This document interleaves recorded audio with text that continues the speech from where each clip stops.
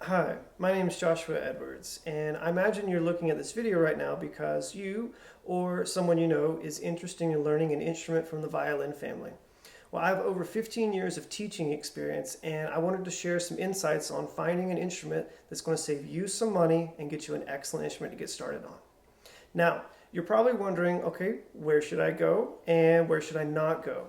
Well, I like to advise my students not to go to stores that sell multiple types of instruments. It's of my opinion, from my experience, that if you can walk into a store and you can get a violin or cello, and you could also get a drum set, or if you can go into a store and pick up a violin or viola and you can walk out with a washing machine as well. Like, that's just not going to be the best place to get your instrument from. Instead, you're going to want to go somewhere where we call them luthiers. Now, a luthier is a name carried over from the Baroque era, which it just means a string instrument maker. Now, you're not going to buy an instrument that they themselves have made. Instead, you're going to actually purchase an instrument, or you're going to rent, rather, an instrument that they have gathered from another supplier, and they're going to set it up. When an instrument comes off of an assembly line, sometimes it'll have its bridge and all of its pieces put together, but a lot of times they don't. It's just the body of the instrument, and there's no strings, there's no bridge, there's no pegs or even a chin rest. It's just what you see that's glued together. What's required is for somebody or a luthier to take their time and to make a bridge and to fit a tailpiece and to fit the pegs exactly as they're supposed to be for every specific instrument. It's not just going to be somebody with a pocket knife who's going to do this. These are people who have spent many, many years and who've spent a lot of money in learning from other people how to do these things. If your bridge isn't set up properly, it can cause a lot of buzzing sounds, or it can cause the strings to be too high off the fingerboard or not the correct spacing between each other. And the result is going to be a lot of frustration for the player. You're not going to be able to get a good sound out of the instrument, and you're going to end up just feeling like maybe the violin's not for you. When really, it's not so much that the player is incapable, it's just that the instrument that they're learning on isn't going to be good for them to start with. You're probably wondering, well, how do I find a luthier? Well, luthiers are oftentimes working out of their own homes. Sometimes they have big storefronts. Here in Southern California, we've got lots of luthiers. We have luthiers in most all of your cities as we go towards Los Angeles. And I can provide lots of links to their stores where I've sent many of my students to get instruments from them. They do an excellent job. But there's also some people that just work straight out of their home. They've converted their garage into their workshop, and they do a really good job. So in order to find those people, you can private message me if you're here in Southern California, and I can send you a lot of their contact information just because I don't want to put it out on the internet without their permission. Or you can talk to your teacher. If you've already got a teacher lined up, they're going to be one of the best sources for where you are in your local area to find one of the best luthiers to get you started. Now, you're also probably wondering, okay, what if I live in an area where there isn't a luthier? Maybe I live somewhere and I'm far away from any major city and I just don't have anybody. Well, there's a couple of websites that I will put links to in the description of this video that I have trusted. One of them is sharmusic.com, and I'll try and find a few others in there where they will do a good job, and they'll be able to send you through the mail a really good instrument that was set up by a trained professional. Okay, so now you've probably said, okay, great, I'm going to go find a luthier, or I'm going to go to one of these websites you recommend, Josh, and I'm going to get a violin.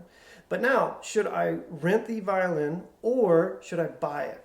Well, in most situations, a luthier is going to offer a program called Rent to Own, and it is just as it sounds. You're going to pay, say, in Southern California, the going rental rate is about $20 a month for a beginner violin, and about half of that in some situations will go towards owning the instrument. Now, that's not going to be every store that you go into. They're going to always change their rates a little bit depending on the market of where they're located. But I'm just giving you some general guidelines.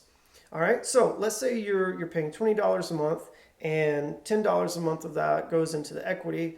And so after X number of months, you will have actually paid for the price of the instrument. And then you can walk out, or you can just completely buy out the instrument and you own it. You own it outright without having to pay that full price up front.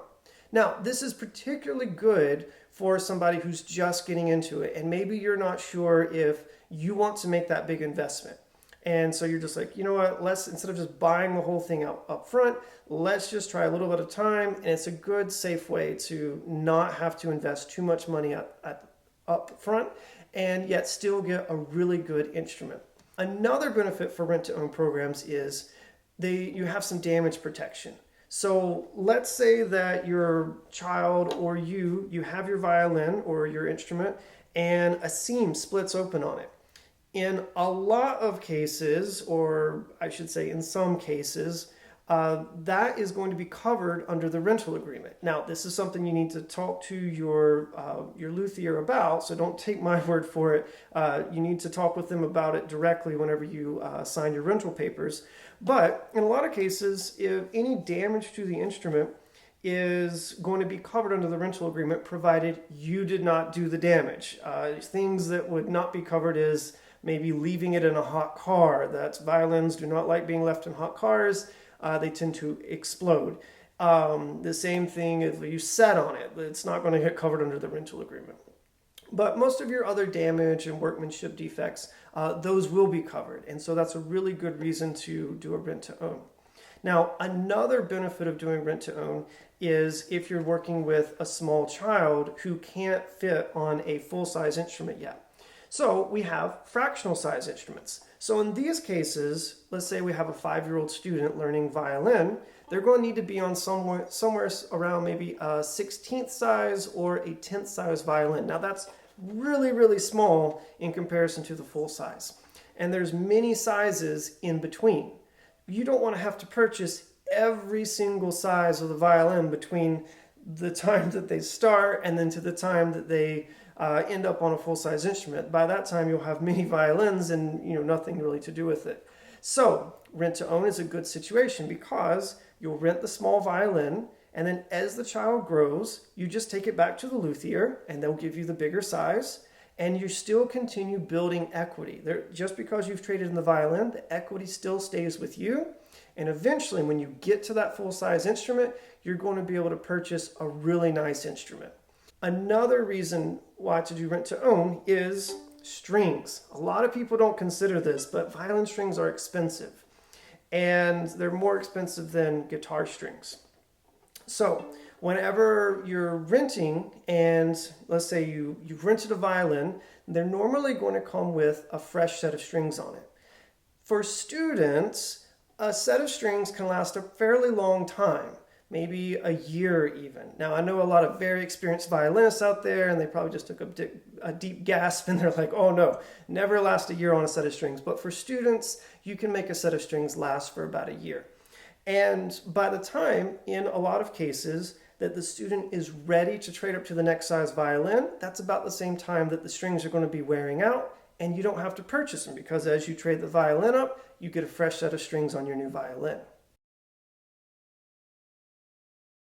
Let's say that you're not really interested in doing rentals. Let's say you're ready for a full-size violin.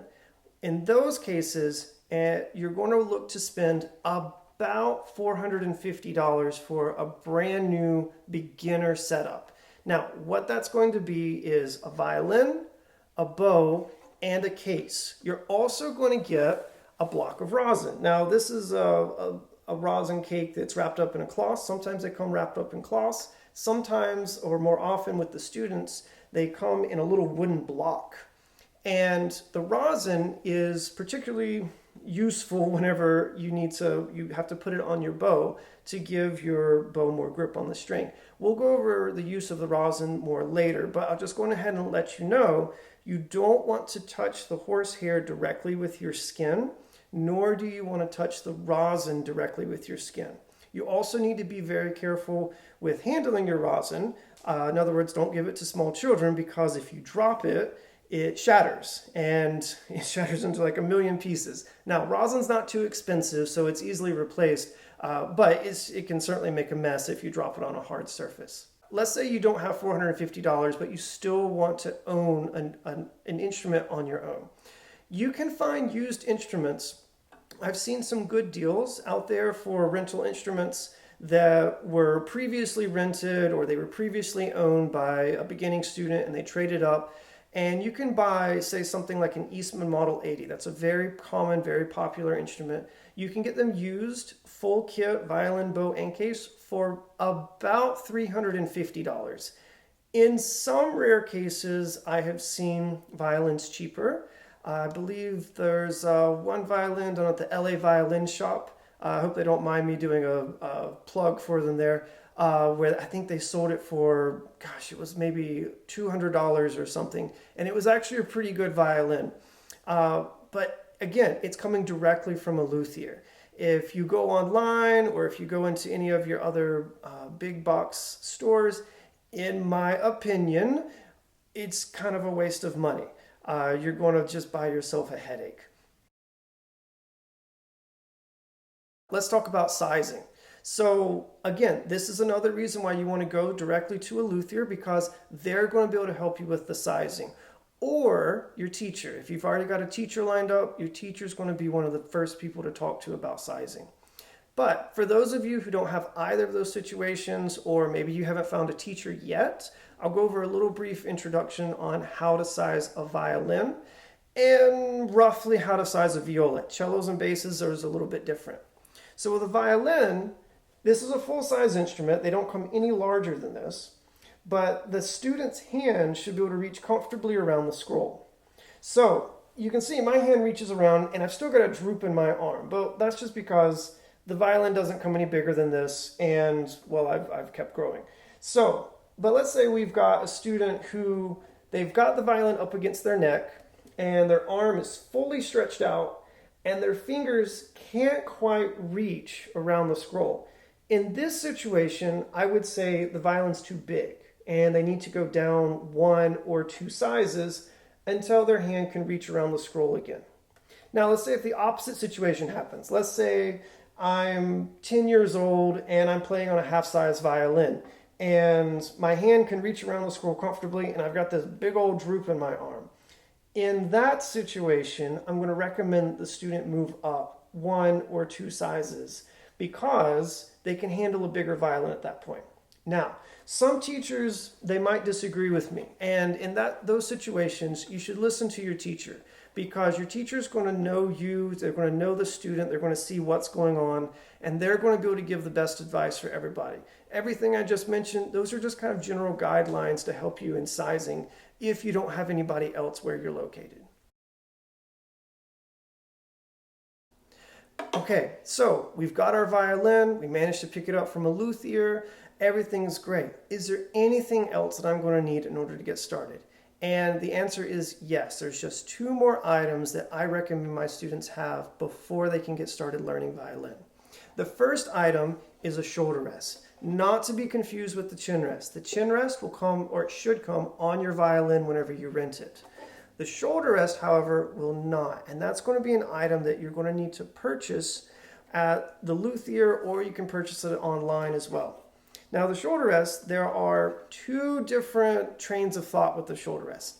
There are many teachers out there who believe that the shoulder rest is ruining their students' playing style, and that it's not good, it mutes the violin, makes it silent. And then there's the other group, which is more like me, and we believe that the shoulder rest is great. It makes the violin much more comfortable to play. It supports the instrument so that I have more control whenever I'm shifting up and down the neck. There's all sorts of plus sides to it, and I even believe it actually makes the instrument louder. But whichever case your teacher is on, or whichever way you decide to go with it, I'll give you a few recommendations on what you can use for a shoulder rest. Now, the shoulder rest I like to use is a Wolf. That's spelled as it sounds, W-O-L-F. And I think this shoulder rest is wonderful. It does not mean it's the best. It doesn't mean it's the only option out there. I just like this one. And the reason is because it's very durable. It's made out of metal. My mom purchased this shoulder rest for me when I was in the 8th grade, and that was a really long time ago for me. So this is great. This is working really well. And also, I have bent it to fit my shoulder. When this thing came, it was straight across. But now I've taken it and I fit it directly to my shoulder so that whenever I put it up, it's literally a custom fit. And I do the same thing for my more advanced students who buy the same shoulder rest. I take my time and I bend it exactly to fit over their collarbone. That way it's a shoulder rest made just for them. And they all seem to like it a whole lot. Now, if you don't want to spend all the money for a wolf, because wolves can be a little bit more expensive, Coon is a great alternative. Coon is spelled K-U-N. And coons are especially useful because they have collapsible feet. And let's say you have a student who's in middle school and they have to fit everything into their case and transport it between school and on the school bus, and you don't want things just, in their backpack where they can get lost or whatever. The coon has collapsible feet where the feet will fold in on the shoulder rest. It makes it a lot easier to fit into their case for transportation. The other alternative is a sponge and a rubber band. I learned on a sponge and rubber band for maybe a first year and a half of whenever I was playing on violin. And you can use a kitchen sponge, or you can get a piece of foam from a craft store, and you just rubber band it. Use the corners of the instrument here and maybe the button right here, and just put the foam pad right here where your shoulder is going to be, and it works. They sell some foam pads and rubber band kits at your local luthier stores. They run about $5. Or you can just make one with a kitchen sponge and a rubber band you have laying around the house. So that's that. That's a really good alternative for if you just want to try and go in and save a few bucks just to get started. The other thing you're going to need is a music stand. People get creative. I've had students do all sorts of creative things, from using their textbooks to hold their music up on their bed while they practiced, or taping it to their wall, or having one of their siblings hold it. All of those are good alternatives, but the best alternative is to actually just spend maybe $10 or $15 and get a music stand. You don't need to get anything fancy to start out. You can just get something very cheap, very foldable, and I'll try to provide a link to it in the description of this video so that you can see one for yourself. Now, the music stand is going to make life a lot easier for you because, well, your music's not going to be falling down or pages aren't going to be trying to close on you, and you're not going to be hunched over. Now, let's say that you're really tall like me, and most wire music stands, they don't come up very high. So even if you get a wire music stand, you're still going to be kind of hunched over if you're over, 5 foot 8 inches. So what I like to do, and what I recommend with my students, is you set it on a table, maybe a short coffee table, or you can even set it on your bed. And you just collapse the music stand down, and now you're playing at a music stand that's eye level, and you're not slouching. So there you have it. That's what I recommend to all of my students just to get started. I hope this helps a lot. If you have any questions or any comments, maybe I left something out, or maybe you need some more information on something, please feel free to leave it in the description. Also, please like and subscribe.